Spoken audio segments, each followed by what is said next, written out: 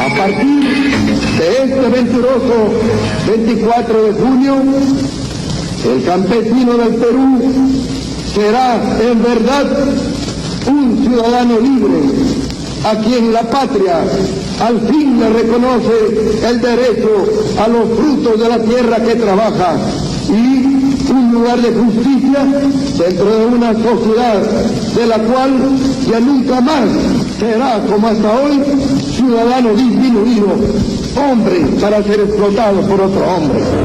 El 2 de octubre de 1968, el presidente Fernando Belaúnde tomó juramento al que sería el último gabinete de su gobierno. Lo hacía en un contexto difícil. Hacía varias semanas que los rumores de golpe inundaban Lima.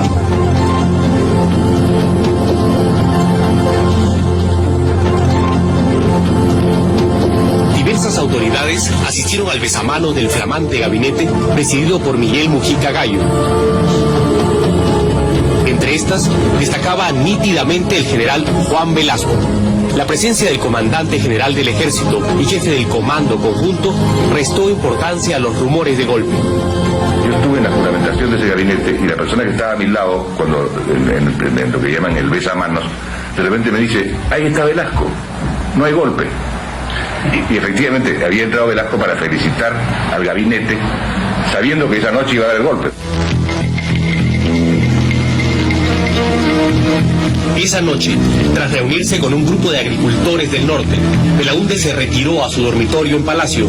Se encontraba allí de visita a su hija Carito, que vivía en México. Belaúnde no pudo conversar con ella, se sentía muy cansado y decidió acostarse más temprano que de costumbre.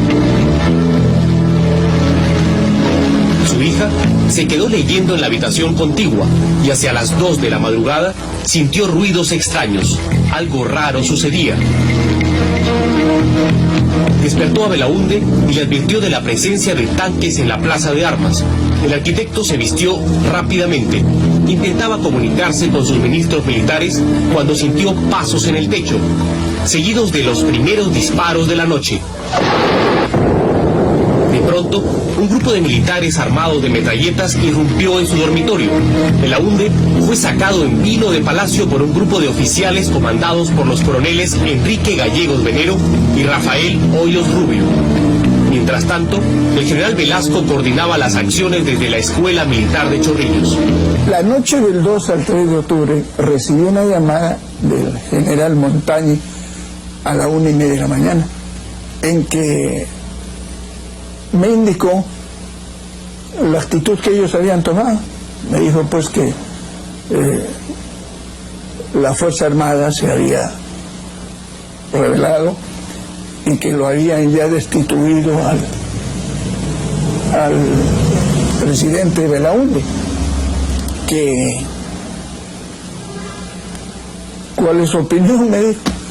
De acuerdo, le dije. Entonces me dijo, fíjese, entonces véngase aquí al CIM, al Centro de Instrucción Militar del Perú. Cuando llegué al CIM, el general Velasco ya me abrazó, me dijo, ¿cómo estás? Bueno, me dijo, ¿qué te parece esto? Muy bien, le dije, pues era lo que el país esperaba, porque efectivamente la cosa estaba muy mal. La madrugada del 3 de octubre, mientras nuevos contingentes se sumaban a la rebelión en Chorrillos, Belaúnde fue conducido al aeropuerto Jorge Chávez y embarcado en un avión de Aerolíneas Peruanas. Fuertemente custodiado, el avión partió a primera hora rumbo a la Argentina, donde Belaúnde inició un largo destierro. Seguramente se han movido ambiciones para detener el régimen constitucional que presido. No puedo decir más, porque me lo impide una elemental cortesía para con la Argentina y para con su gobierno. Palacio amaneció bajo la protección de blindados y paracaidistas. En las principales calles y plazas de la ciudad, la Guardia de Asalto formó pelotones que enfrentaron los escasos grupos, apristas en su mayoría, que salieron a protestar infructuosamente. Y algunas bases nuestras salieron a las calles, pero frente a los tanques la voz, el grito, la actitud es poco determinante, ¿no? De modo que también salieron algunos jóvenes de otros sectores. Pero a las 48 horas el hecho estaba consumado. Hacia el mediodía, un comunicado informó al público que el general Velasco encabezaba la Junta Revolucionaria, integrada además por los comandantes generales de la Marina y Aviación. Se trataba de un golpe institucional. Velasco llegó a Palacio a las 5 de la tarde a bordo de un helicóptero y 2 horas más tarde juraba como nuevo jefe de Estado. El país ignoraba que bajo las banderas del nacionalismo se iniciaba una dictadura que cambiaría el rostro del Perú, iría en contra de las libertades del individuo y nos llevaría por el errado sendero del estatismo, que tanto le ha costado al Perú.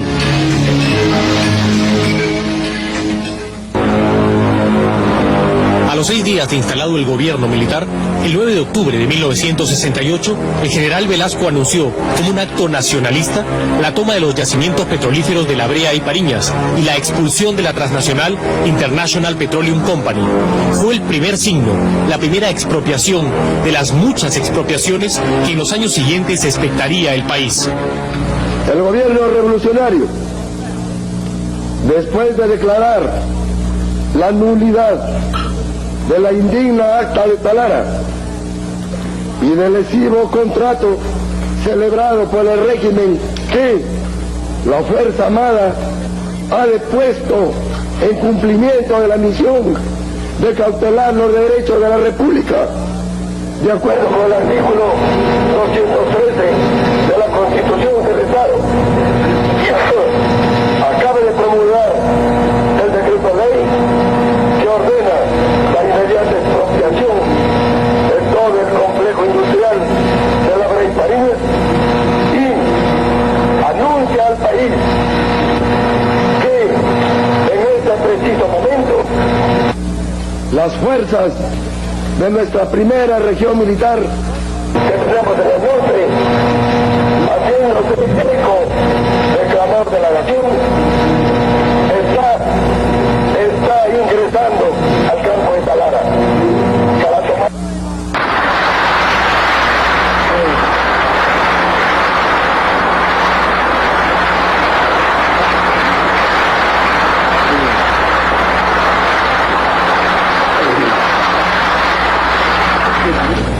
Está ingresando al campo de Talara para tomar posesión de todo el complejo industrial que incluye la refinería. Y con la más alta emoción patriótica hace flamear el emblema nacional como expresión de nuestra indiscutida soberanía. El problema del petróleo y el famoso escándalo de la página 11 fueron el combustible para el golpe de Velasco, pero no fueron las razones de fondo. La ruptura del orden democrático se debió a la crisis del gobierno que encabezaba el arquitecto Fernando Belaúnde. Sin mayoría en el Parlamento, dominado por la oposición del APRA y la Unión Odreísta, que censuró docenas de ministros, Belaúnde fue incapaz de solucionar los conflictos. Promesas electorales nunca cumplidas, aparición de focos guerrilleros y una traumática devaluación que hizo saltar abruptamente al dólar de 28 a 40 soles, fueron creando el ambiente para más de una conspiración contra la democracia. Confluyen dos conspiraciones, una conspiración de derecha y una conspiración de izquierda. La derecha que protestaba básicamente por los impuestos, la gran reforma impositiva que había hecho Manuel Ulloa desde el Ministerio de Economía, que entonces se llamaba Ministerio de Hacienda, y la izquierda porque decía que Belaúnde no había cumplido con las promesas que había hecho de grandes reformas, y en el fondo los dos lo que tenían era temor a la victoria del APRA, que se anunciaba prácticamente para las elecciones que iban a tener lugar 9 meses después. Los conspiradores de derecha estaban encabezados por el general Julio Doig Sánchez. Este proceso se inicia con una conspiración que es más una conspiración de derecha contra el gobierno del presidente Belaúnde, conspiración cuyo representante más conspicuo del ejército era el entonces general Julio Doig Sánchez, que era el comandante general del ejército. Y esta conspiración o estas reuniones conspirativas se llevan a cabo en el yate del señor Mariano Prado, a donde van concurriendo una serie de personajes y donde al final también concurre el general Velasco. El general Doy fue cesado por el presidente Belaúnde y el camino de Velasco quedó abierto. Asumió la comandancia general del ejército y organizó un compacto grupo de 4 coroneles con los que inició la captura del poder. En sublevación, y la Fuerza Armada tiene que hacer las 4, 5, 6 y ahí el círculo cerrado, porque apenas se divulga esto, se descubre. Vestidos de civil, los coroneles Rafael Hoyos Rubio, Enrique Gallegos Venero, Leonidas Rodríguez Figueroa y Jorge Fernández Maldonado se reunían en una discreta oficina del edificio Marzano en Miraflores.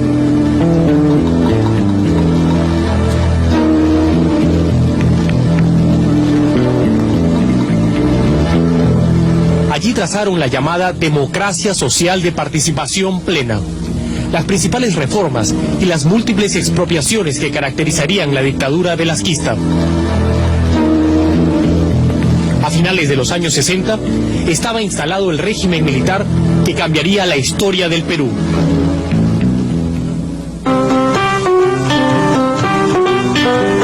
Los padres, Juan Manuel Velasco Gallo y Clara Luz Alvarado Ceballos. El niño, Juan Francisco Velasco Alvarado. El origen, el humilde distrito de Castilla en Piura. La fecha, el 16 de junio de 1909. Tercero de 7 hermanos, de extracción popular, dirían con los años sus biógrafos. De clase media, su padre trabajaba, yo recuerdo que trabajaba ahí como en la compañía salinera, en Piura. Ya después entró a trabajar a lo que fue la caja de depósitos. A veces pues se cacholeba como vacunador. A mí me vacunó él una vez para la viruela. Los hombres nacen sin que ellos ni el país sepan cuál será su destino final. Juan Velasco Alvarado no fue la excepción. Cuando asistió a la Escuela Fiscal número 21 Ignacio Sánchez y a la Gran Unidad Escolar San Miguel, su afán consistió en ser alumno, como todos, ni brillante ni mediocre, pero sí célebre por cierta habilidad muy apreciada por sus compañeros. Y una letrita menudita. Se copiaba alguna, ¿quién no copiaba una cosa? Era especialista en eso. Papelitos pequeñísimos, exactamente, comprimidos. Y ya pues con una cosa de esa ya se podía desarrollar. Su destino y el del Perú acaso se empezaron a perfilar la mañana del 5 de abril de 1929, cuando Juan Velasco Alvarado, de 19 años, desembarcó en el Callao, caminó hasta Chorrillos y se presentó en la escuela militar. Vinieron 3 para la escuela militar. José Francisco Celi Moró, Enrique López Velasco y Juan Velasco Alvarado. Ellos no sé por qué se retrasaron y no vinieron pues a la época de los exámenes para ingreso a la escuela militar. Ellos tuvieron que quedarse en tropa. El soldado raso tenía ambiciones. Un año más tarde se convirtió en cadete. En agosto de 1930 tuvo en silencio su primera lección fuera de libreto. Luis Sánchez Cerro, comandante, piurano también, y también de origen popular, derrocaba a una figura de la República aristocrática, el presidente Augusto B. Leguía. El cadete anotó el hecho, pero en ese entonces nadie lo sabía. En 1934 concluyó sus estudios, aunque no espada de honor, sí el primero de su arma, la infantería. Inició así una larga y exitosa carrera militar en la que dedicó 20 de sus 35 años de actividad a la formación de soldados y oficiales, entre ellos los coroneles que lo secundaron el 3 de octubre de 1968, además de otros que ocuparían puestos claves durante la dictadura. Cuando fui soldado, él era oficial del batallón donde yo estaba, en la escuela de clases de infantería. Después, cuando ingresé a la escuela de oficiales, también vino él de capitán instructor de infantería. En 1943, con el grado de capitán, Velasco se casó con Consuelo González Posada, con quien tuvo 4 hijos. Su carrera siguió en ascenso. En 1959, general de brigada y agregado militar de Perú en Francia, nombrado por Manuel Prado. El retorno en 1964, brotes guerrilleros, y el presidente Belaúnde lo sitúa en la jefatura del Estado Mayor de la Primera Región Militar en Piura. En 1965, general de división. En 1966, jefe de Estado Mayor del Ejército, comandante general un año más tarde. Y en 1968, el tope del escalafón militar, jefe del Comando Conjunto de las Fuerzas Armadas. Le quedaba un escalón más que él se autoasignó: el golpe. Ese fue su destino final. Habitante de la polémica, Juan Velasco Alvarado ha dejado la impronta de la pasión que caracterizó su vida. Cultor de un nacionalismo exacerbado y un populismo de plaza pública, movilizó masas, movió conciencias y generó rupturas.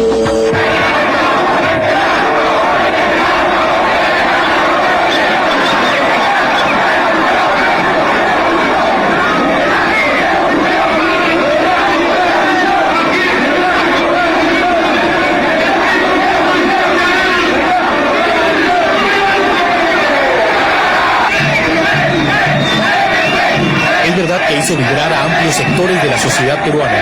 Es verdad que modificó al Perú tradicional, pero también es verdad, en el implacable juicio de la historia, que su tiempo fue el tiempo de los discursos, de los despojos y sueños revolucionarios cuyos excesos todavía afectan al Perú.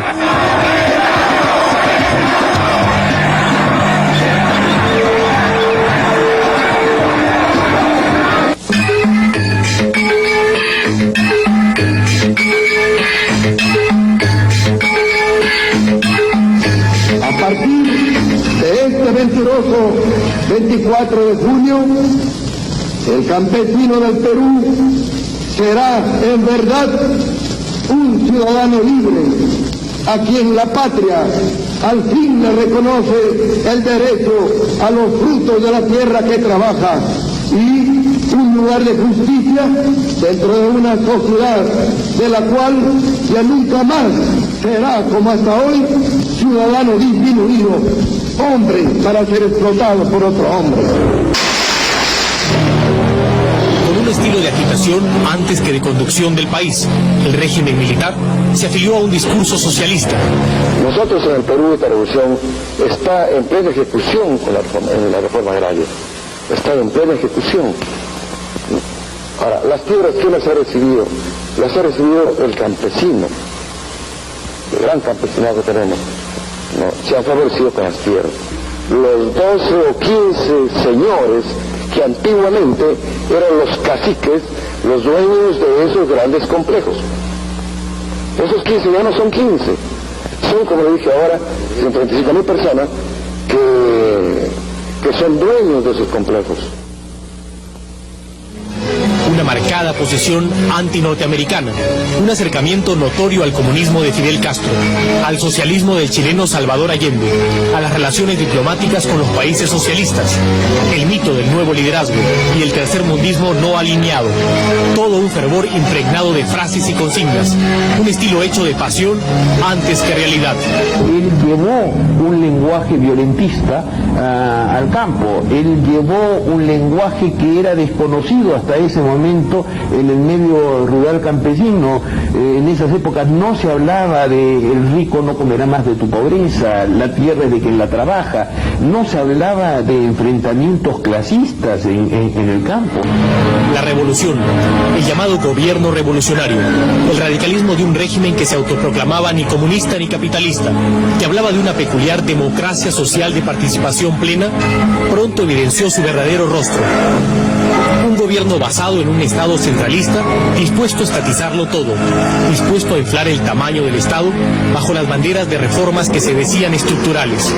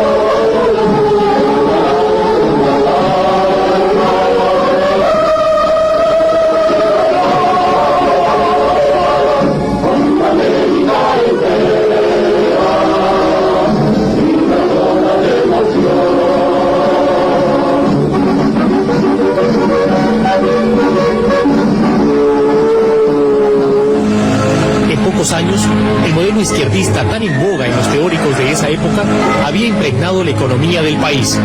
Gigantismo estatal, controlismo, proteccionismo, propiedad colectiva y la asfixia de la capacidad productiva y la iniciativa privada. Una de las leyes más absurdas y que más daño ha hecho al país, la economía industrial. Claro, que filosóficamente era interesante. Si nos reunimos con los trabajadores y empresarios, podemos producir más, podemos trabajar mejor, pero es la mentira más grande. ¿De dónde vino toda esa teoría? ¿De dónde todos esos experimentos? La dictadura militar se sustentaba en un grupo de teóricos agrupados en el Sistema Nacional de Apoyo a la Movilización Social, SINAMOS. Carlos Delgado Olivera, ideólogo principal del régimen. Carlos Franco, teórico a ultranza. Héctor Béjar, con un pasado comprometido con la guerrilla que surgió en los 60s. Y el joven e impetuoso Francisco Guerra García. Éramos gentes que teníamos de alguna manera especialidades diferentes y nosotros respecto de muchos temas y en muchas ocasiones hemos participado en esas discusiones que sentaban la base, sobre la base del cual el Consejo de Ministros tomaba sus decisiones. Por ejemplo, reforma agraria, propiedad social, comunidad industrial, yo diría que todos los grandes procesos. Sin embargo, empezamos a ver que todo este aparato de SINAMOS empieza a caer en manos de gente que tenía una clara identificación de izquierda, y muchos de ellos de izquierda marxista. Yo creo que el aparato creado rebasa al sistema que se había ideado y rebasa la conducción de los jefes del sistema. Toda la retórica y todas las reformas promovidas por el SINAMOS se debatían en el poderoso Comité de Asesoramiento de la Presidencia, el COAP. Llegaba al COAP, desarrollaba mi trabajo despachando todos los decretos leyes, proyectos de decretos leyes, proyectos de resoluciones supremas que llegaban ahí y que tenían que ser aprobadas por el Consejo de Ministros.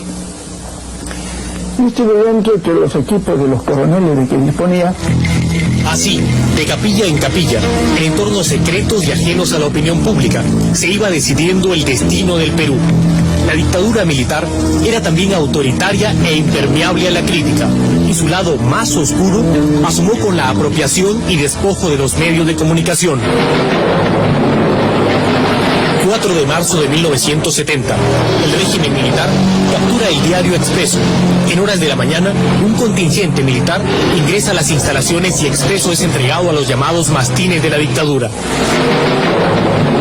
9 de noviembre de 1971, apenas un año después, el siguiente abuso de la dictadura militar, empeñada en silenciar toda crítica, tuvo como víctimas a las estaciones de televisión, que fueron expropiadas en base a la prepotente ley de telecomunicaciones. En ese tiempo, el país expectaba por parcelas lo que ocurría. Casi nadie protestó. Apenas un breve editorial del Comercio fue el único reclamo. El silencio complaciente de los demás medios no los libró. En 1974 les llegó el turno. Fueron confiscados todos los diarios. La libertad de expresión había sido liquidada. La intolerancia estaba instaurada. Deportaciones, clausuras, expropiaciones.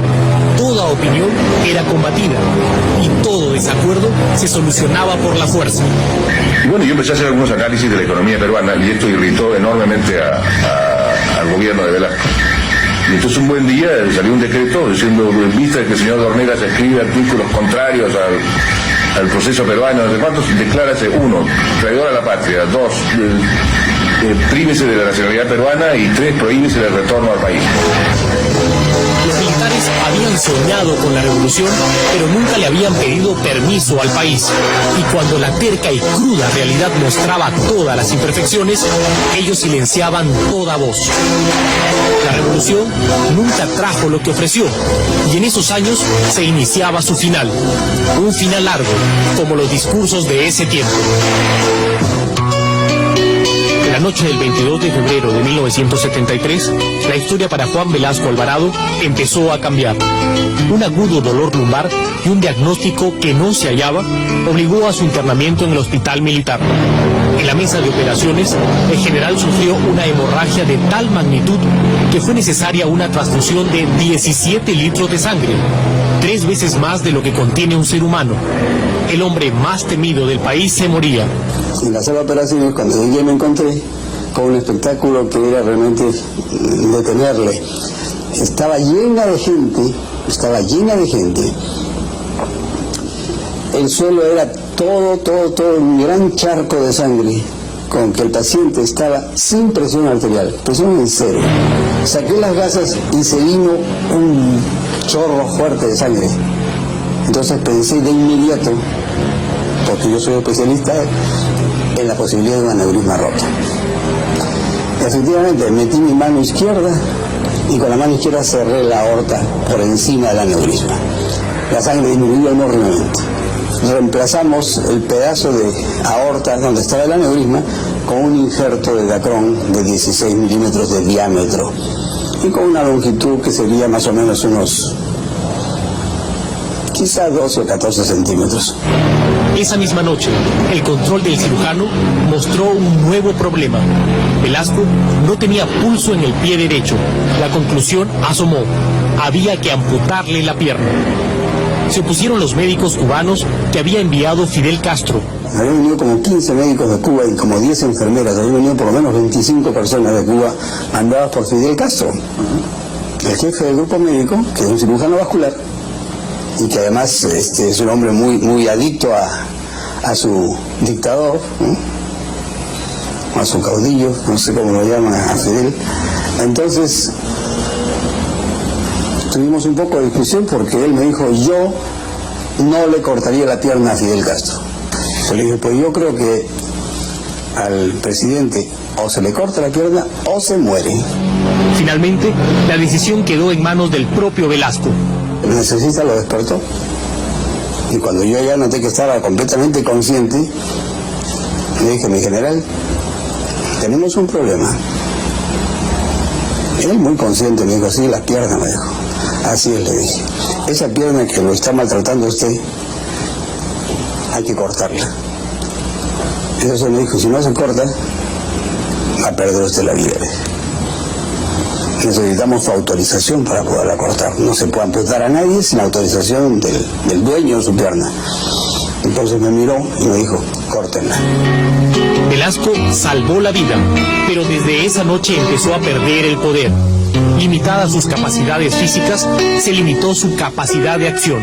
Luego de esta recuperación, él reasume su cargo, pero entonces tiene que cumplir todas las mañanas, hacer ejercicios, le ponen una pierna ortopédica, tiene que aprender a caminar de nuevo. Esto es sumamente doloroso para él, pero continúa su jornada y hasta las 5 de la tarde, de las 5 de la tarde ya él se retira.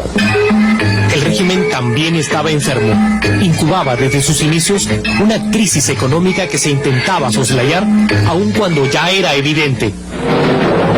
5 de febrero de 1975, el preludio del final del velasquismo.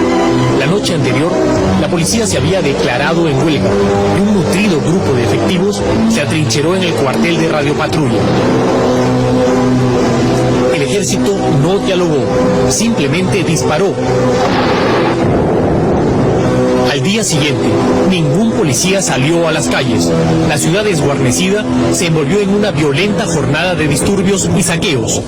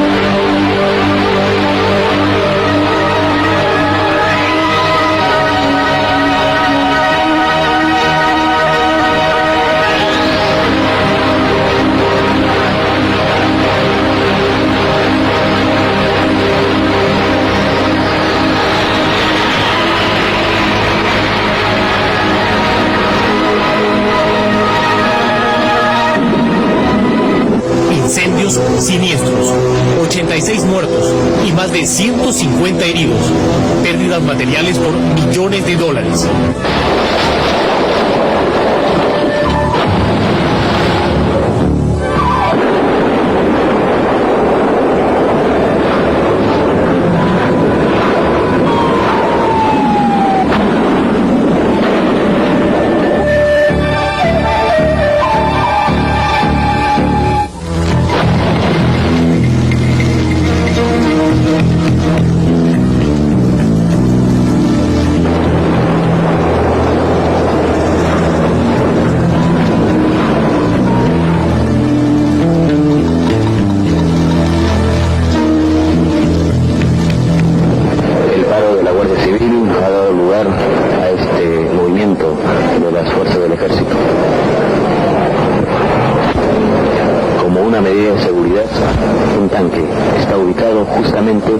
En la Plaza Pizarro, a un costado del Palacio de Gobierno. Son un total de 3 tanques, 2 vehículos blindados y 2 camionetas jeeps que están aquí frente al Palacio de Gobierno. Es una medida de seguridad debido a los tumultos que han ocurrido toda esta mañana en distintos puntos de la capital. Toque de queda a partir de las 8 de la noche y por primera vez una evidencia, el consenso en la Fuerza Armada para relevar al general Velasco. Solo faltaban las respuestas para 2 preguntas: ¿quién y cómo debía ocupar ese lugar?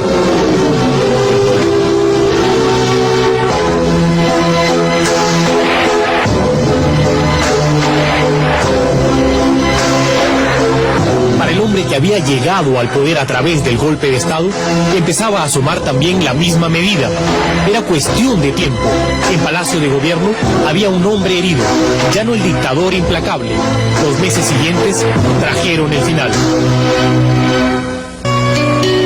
El general había nacido en el norte, pero desde el sur llegó el final, su final. La historia volvía a repetirse. Velasco había llegado a la cumbre del poder desde la Comandancia General del Ejército y tuvo que dejar esas alturas por designio de otro militar que ocupaba igual cargo.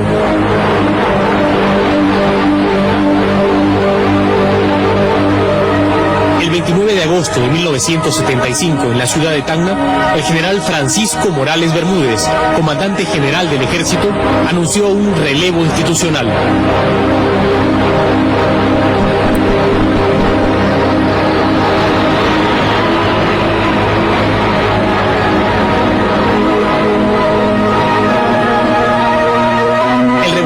Vitoriado, el hombre que había hablado de movilización social y participación plena, en la tarde de ese 29 de agosto salió de Palacio de Gobierno, sin masas, sin pueblo, sin voces. Estaba mortificado. Me acuerdo que tenía ahí una serie de documentos y de cosas que lo que se iba a hacer. Sacó todas las cosas y las rompió, las tiró a un canasto y me dijo algo que nunca lo voy a olvidar: si no hubiera tenido mi pierna nadie me saca mejor. Así. El gobernante Velasco había llegado a su final. El hombre concluiría su vida el 24 de diciembre de 1977. Había muerto un hombre que dejó, para bien o para mal, una profunda huella en la historia del Perú. Creía en la necesidad de los grandes cambios. Yo pienso que el general Velasco los cambios radicales que generó no los hizo con la intención de fomentar el surgimiento de un movimiento marxista en el país. Pero más allá de las buenas intenciones, la mayoría de las reformas de Velasco fracasó y dejó en cambio un Estado enorme y en crisis continua que aún padecemos, con la pesada carga de las empresas públicas que en esos años aumentaron de una manera desmesurada, de 18 a más de 170 entidades. Gran parte de lo que ocurría entonces en ese modelo económico pasaba por lo que eran capaces de hacer las empresas públicas. ¿Cuál fue la conclusión de la experiencia? Es que la gestión de las empresas fue un desastre. Y por tanto, el modelo económico, dado que se sustentaba tanto en la capacidad de estas empresas, fue también un desastre. Bueno, creo que fue una muy importante vacuna ideológica para el país. terminamos por, de una vez por todas, saber en qué consistía el estatismo, en qué consistía el tercerismo socialistoide, y creo que si ahora estamos ya casi todo el mundo convencido de que esa vía no funciona, fue precisamente porque tuvimos esa experiencia. 25 años después, el país no termina aún de salir del laberinto estatista. Las empresas públicas que se crearon con tanto desborde generaron desde entonces pérdidas por casi la mitad de la deuda externa. ¿Acaso el Perú sería distinto si ese dinero se hubiese destinado a otro fin?